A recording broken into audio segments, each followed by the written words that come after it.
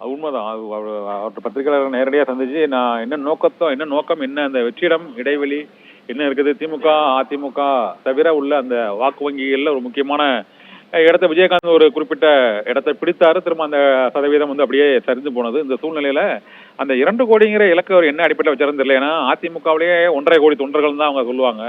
இதே போல திமுகவிலேயே அந்த 1 கோடி தொண்டர்கள் அந்த முகத்தை தான் அவங்க பல நீங்க சொன்ன மாதிரி 50 ஆண்டுகள் கட்சி நடத்துறவங்களே அப்படி இருக்கும்போது இவர் புதுசா எங்கிருந்து அந்த 2 கோடி வரை தேர்ந்தெடுக்கிறாருன்னு தெரியல. இன்னொன்னு இந்த மாதிரி உறுப்பினர் செயலிகள் மூலமாக எத்தனை பேர் சாமானிய மக்கள் வந்து இன்னும் இந்த ஆப் நெட்டு இன்டர்நெட் இதெல்லாம் வந்து ஓபன் பண்றக்கூடிய இதுல நிலைமையில இருக்கிறாங்க. இ சேவை மையங்களே இன்னும் வந்து மக்கள் பயன்படுத்த குறைவான எண்ணிக்கையில தான் பயன்படுத்துறாங்க நகரங்கள்ல.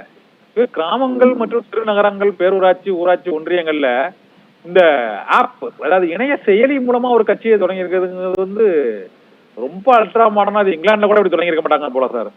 இங்க தொடங்கி இருக்கிறாரா மட்டுமே ஒரு வழியா இருக்காது உறுப்பினருக்கு. ஏன்னா ஏற்கனவே அவர் வந்து ஒரு குழு போட்டிருக்காரு, உறுப்பினர் சேர்க்கைக்காக ஒரு குழு போட்டிருக்காரு.